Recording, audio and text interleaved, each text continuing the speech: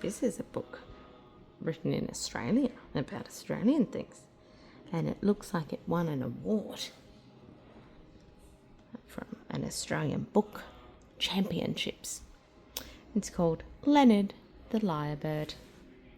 Have you seen a lyrebird before? He's got a big long tail. Lyrebird front pages. For Adeline and Frankie. Leonard the Lyrebird by Jodie McLeod and illustrated by Eloise Short. Oh, beautiful. In the Blue Mountains of Australia, where the gum trees breathe a blue-tinged mist of eucalyptus, there lived a lyrebird named Leonard. There he is. What a beautiful place this is in the Blue Mountains. Leonard was born to perform. He loved to act and dance. He loved to play and prance. But most of all, Leonard loved to sing. La la la la la.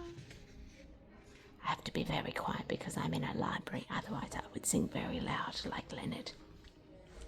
He could sing all of the sounds of all the animals in the bush, from koalas and cockatoos to possums and king parrots. Wow, he can sing them all. Since he could talk to everyone, Leonard had plenty of friends. He'd gossip with the galahs and jabber with the joeys. He'd banter with the bowerbirds and make a ruckus with the rosellas. But the one friend Leonard didn't have, the one he wanted most of all, was another lyrebird. See? The fairy wrens talking to each other, the rosellas, the king parrots, his little finches. But Leonard's all alone. One day, while Leonard was rehearsing his currawong call, he heard a little voice. The simpler the tune, the sweeter the song. It was another lyrebird. Hey, look, they're the same. I'm Lila, she said with a kind smile, and you must be Leonard. Leonard the Lyrebird, who can sing every song of every animal in the bush, Leonard said proudly. Then his voice became sad. But also he who can't find a dear friend. I'll tell you what, began Lila. If you sing every song of every animal for me, I will happily be your friend. Well, without another word, Leonard fanned out his tails and burst into a serenade of sounds. And what sounds can he make? Cuckoo caca, cuckoo caca, cuckoo cockatoo. Whistle, wobble, whip, crack, twitter, tweet, toot, hoo-hoo. Chip, chap, clackety clack, cackle, cuckoo, squawk, squeak, squeal, screech, woof, woof, ow. Wow. Can you say all of those ones? Can you make them very loud, like the real animals, if we weren't in a library? Lila was quiet, like Mummy in the library. That last sound was a dingo, Leonard explained. Dingoes howl and bark, you know. Very clever, said Lila. But you forgot the most impressive song of all. What song's that? Said Leonard. Well, when you find it, Lila said with a twinkle in her eye, do come and sing it for me. And with that, she skip-hopped away. Leonard was confused.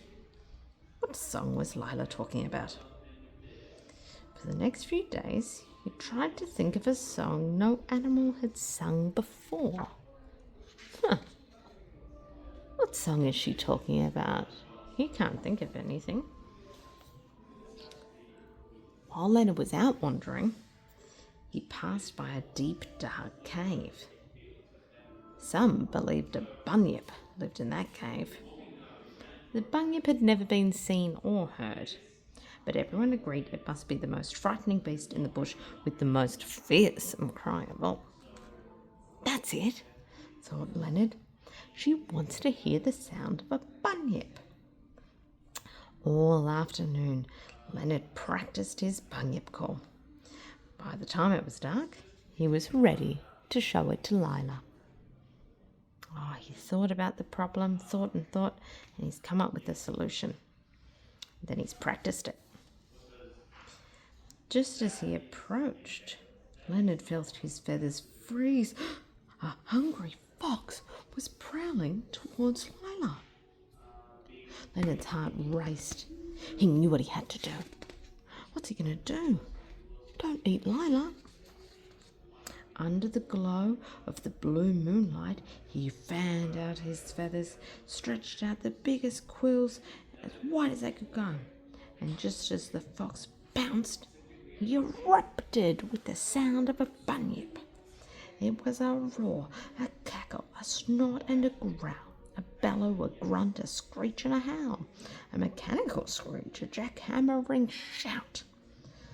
All at once the sounds came out. Wow, look, he looks very angry. The fox looks very surprised. Lila looks very scared. She's saying, "What's happening? Is it a real bunyip?" The noise ricocheted off the three sisters and whooshed through Wentworth Falls. It echoed around Mount Solitary and bounced off the narrow Nick walls. It swirled around the Jamison Valley and leapt into the Gross. It made every animal in the Blue Mountains tremble. So you can imagine how it sounded up close. Would have been very scary. Screamed the fox, bounding away into the bush. But Lila didn't move. She was hurt. Leonard ran to her and began to sing softly. Not the sound of a kookaburra or a koala, not the sound of a possum or a king parrot, just his own gentle tune. A quiet lullaby of twitters and whistles.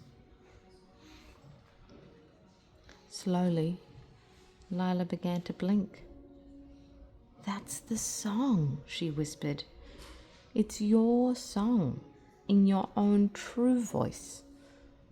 "But it's so simple," said Leonard. "Simple and sweet," said Lila. And so Leonard and Lila were friends. Leonard still performed for the animals. He even did a bunyip impression for them every now and again, because we know he loves to act and sing and dance and prance. But for Lila, he saved the most simple, sweetest song of all. Can you see them there sitting, looking out into the gully together? Wow.